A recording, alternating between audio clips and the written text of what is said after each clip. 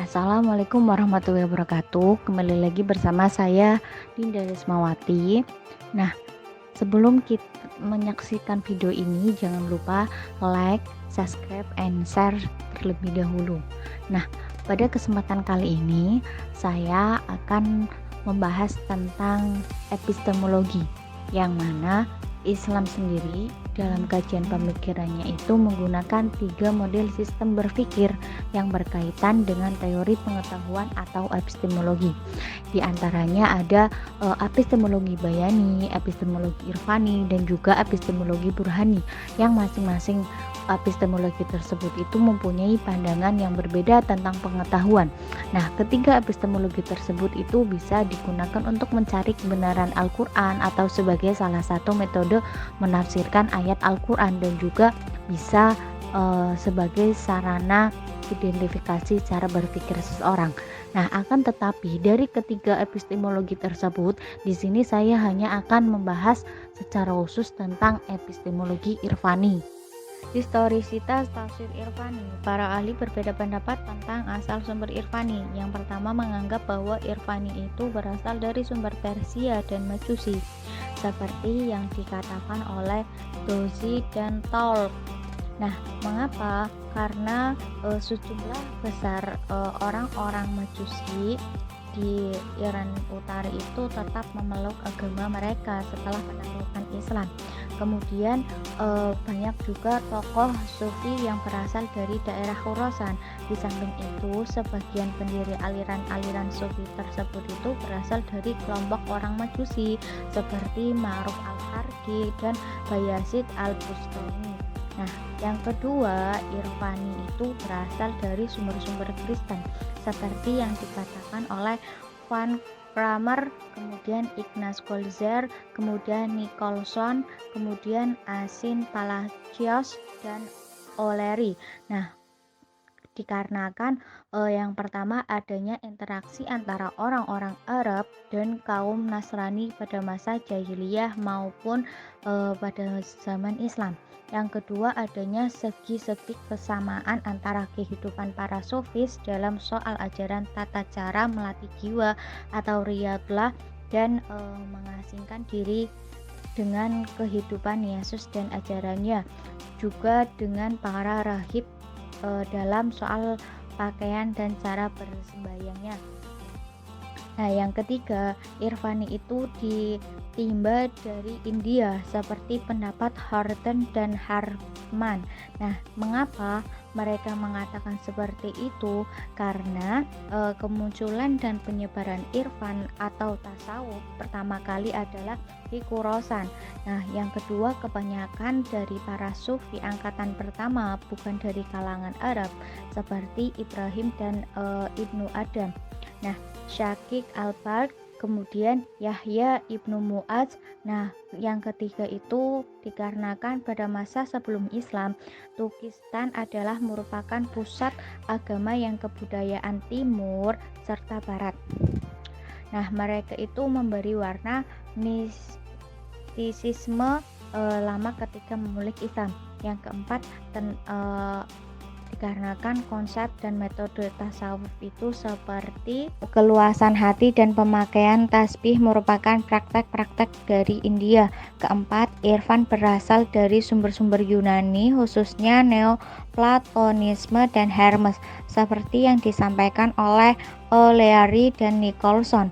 Alasannya karena teologi Aristoteles yang merupakan paduan antara sistem Porphyry dan Plus telah dikenal baik dalam filsafat Islam. Pada kenyataannya, Zun al-Nun al-Misri merupakan seorang tokoh sufisme yang dikenal sebagai filosof dan sebagai pengikut sains Helenistik. Nah, Al-Jabiri agaknya itu termasuk kelompok tersebut. Menurut Al-Jabiri itu irfani diadopsi dari ajaran Hermes, sedangkan pengambilan dari teks-teks Al-Quran lebih dikarenakan tendensi politik. Sebagai contoh, istilah yang digunakan dalam makomat yang secara lafzi itu dan maknawi diambil dari Al-Quran, seperti dalam Quran surat Al-Fussilat ayat 164. Nah, dengan demikian irfan itu merupakan sesungguhnya itu berasal dari sumber Islam sendiri, tetapi dalam perkembangannya kemudian dipengaruhi oleh faktor luar yang seperti Yunani, Kristen, Hindu, atau yang lainnya. Nah, beberapa contoh tokoh orientalis seperti Nicholson, Louis Mignon, kemudian Spencer, Trimingham juga menyatakan hal yang sama tentang sumber-sumber asal irfani tersebut. Pengertian epistemologi tafsir irfani. Menurut istilah epistemologi itu berasal dari bahasa Yunani yang epithesme yaitu pengetahuan dan logos merupakan perkataan, pikiran, ilmu. Kata episteme dalam bahasa Yunani itu berasal dari bahasa kerja epistemai yang artinya mendudukkan, mendapatkan, dan meletakkan. Maka secara harfiah epithesme merupakan pengetahuan sebagai upaya intelektual untuk mendapatkan suatu dalam kedudukan setepatnya. Nah, epistemologi itu juga kadang disebut sebagai teori pengetahuan. Sekarang pengertian dari irfani. Irfani merupakan model penalaran yang berdasarkan atas pendekatan dan pengalaman spiritual langsung atas realitas yang tampak. Nah, titik irfani merupakan esoterir atau bagian batin. Maka dari itu, rasio yang digunakan hanya untuk menjelaskan pengalaman spiritual. Nah, metodologi dan pendekatan irfani itu mampu menyusun dan mengembangkan ilmu kesufian. Maka dari itu, epistemologi irfani merupakan salah satu model penalaran yang dikenal dalam tradisi keilmuan Islam. Di samping bayani dan burhani, nah epistemologi irfani ini dikembangkan dan digunakan dalam masyarakat sufi. Nah, sedangkan epistemologi burhani itu dikembangkan oleh para filosof atau kemudian epistemologi bayani itu dikembangkan dan digunakan dalam keilmuan Islam pada umumnya. Nah, yang selanjutnya metode irfani. Nah, dalam kaitan pengetahuan irfani itu dapat diperoleh melalui 3 metode atau 3 tingkatan. Yang pertama, tahap membersihkan diri dari ketergantungan pada hal-hal yang bersifat duniawi. Hal tersebut dapat dilakukan dengan cara penyucian jiwa. Nah, yang kedua, melalui pengalaman eksklusif dalam menghampiri dan merasakan pancaran nur ilahi. Dan yang ketiga itu ditandai dengan pengetahuan yang seolah-olah itu tidak terbatas dan tidak terkait oleh ruang dan waktu. Nah, maka dari itu, meskipun metode irfani itu sangat subjektif dan batini, namun semua orang itu dapat merasakan kehadirannya. Artinya, setiap orang melakukan dengan tingkat kadarnya sendiri itu ketika pengalaman masing-masing tersebut diwacanakan, maka ia akan menjadi intersubjektif. Nah, sifat intersubjektif tersebut dapat diformulasikan dalam beberapa tahap. Yang pertama ada tahap persiapan diri dalam mujahadah, kemudian riyadah atau wirid, dan yang kedua tahap pencerahan, yang ketiga tahap konstruksi pemaparan secara simbolik sehingga memberi peluang bagi orang lain untuk mengaksesnya. Selanjutnya tokoh tafsir irfani dan contoh penafsirannya. Yang pertama ada Imam Al-Ghazali. Nah, Imam Al-Ghazali ini nama lengkapnya adalah Abu Hamid Muhammad bin Muhammad Al-Ghazali Al-Tusi Al-Syafi'i. Nah, beliau itu lahir pada tahun 450 Hijriah, kemudian meninggal pada tahun 505 Hijriah di kota Tus. Nah, sebuah distrik di Khurasan sebelah timur laut Persia. Dikatakan bahwa Al-Ghazali itu kehilangan ayahnya semenjak kecil. Namun sebelum ayahnya meninggal, beliau itu dititipkan kepada salah satu temannya yang menggeluti bidang tasawuf. Kepada teman ayahnya, inilah Al-Ghazali mendapat pendidikan pertamanya. Nah, kemudian pada usia 7 tahun Al-Ghazali itu belajar bahasa Arab Persia dan prinsip-prinsip agama.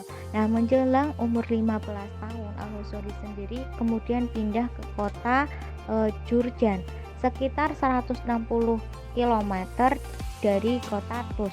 Nah, tahun berikutnya Al-Ghazali itu kemudian kembali ke Tus untuk menghafal dan memahami apa yang telah beliau peroleh dari para gurunya. Kemudian Al-Ghazali itu melanjutkan pendidikannya ke Naisabur yang merupakan salah satu kota yang penting dalam perkembangan ilmu pengetahuan di dunia Islam. Nah, di sana beliau itu bertemu dengan seorang teolog besar yang bernama Al-Juwaini, merupakan pemimpin sekolah yang beraliran Asy'ariyah. Nah, pada tahun 488 Hijriah, Al-Ghazali itu pergi menuju Hijaz, kemudian ke Damaskus dan Baitul Maqdis selama beberapa waktu. Nah, selama hidupnya Al-Ghazali itu menulis banyak karya dalam berbagai macam bidang ilmu pengetahuan, mulai dari logika, filsafat, teologi, moral, dan Al-Quran. Adapun karya monumentalnya adalah Ihya Ulumuddin, sebuah kitab yang memadukan antara fikih dan tasawuf. Nah, kitab tersebut itu merupakan karya yang terbesar yang dikarangnya selama beberapa tahun dalam keadaan berpindah-pindah antara Damaskus, Yerusalem, Hijaz, dan Tus. Nah, kitab tersebut itu mempunyai pengaruh besar terhadap perkembangan dunia Islam dan masih terasa kuat sampai sekarang. Contoh penafsiran Al-Ghazali dapat dilihat dalam kitab Ihya Ulumuddin ketika menjelaskan tentang keutamaan sujud dalam surat Al-Fat ayat 29, yang artinya tanda-tanda mereka tanpa pada muka mereka diri bekas sujud. Nah, Al-Ghazali sendiri itu mendefinisikan usri sujud dengan Bismillahirrahmanirrahim, nurul khusyu'i fa innahu yusyriku minal batin ala tuhir.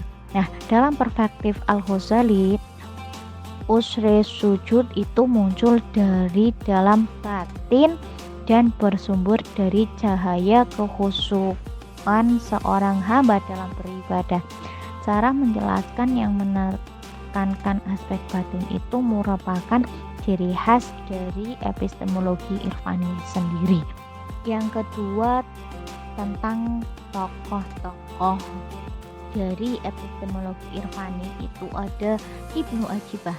Nama lengkap beliau adalah Ahmad bin Muhammad bin Al-Mahdi bin Al-Husain bin Muhammad bin Ajibah Al-Hujuji Al-Hasani. Beliau lebih dikenal dengan Ibnu Ajibah.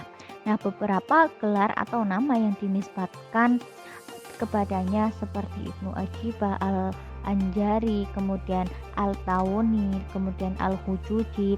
Beliau itu dilahirkan pada tahun 1661 Hijriah atau bertepatan dengan 1174 Masehi di desa Ajabashi dari kabilah Al-Anjari Teotani, dan kemudian wafat pada saat berkunjung ke makam gurunya Al-Busidi di tahun pada tanggal 7 Syawal tahun 1224 Hijriah. Nah, nasab Ibnu Ajibah itu bersambung pada keturunan Nabi Muhammad Shallallahu Alaihi Wasallam, yaitu Hasan bin Ali bin Abi Thalib dan Sayyidah Fatimah radhiyallahu anhu. Nah, beberapa peneliti itu membagi fase riwayat hidup Ibnu Ajibah ke dalam 3 periode. Nah, periode pertama itu ada pada masa kecil Ibnu Ajibah yang dimulai semenjak lahir, yaitu pada tahun 1747 sampai 1765 Masehi yang bertepatan dengan 1160 sampai 1178 Hijriah. Nah, pada periode kedua yaitu masa remaja, fase ketika Ibnu Ajibah mulai menuntut ilmu pada tahun 1765 sampai 1794 Masehi yang bertepatan dengan 1178 sampai 1208 Hijriah.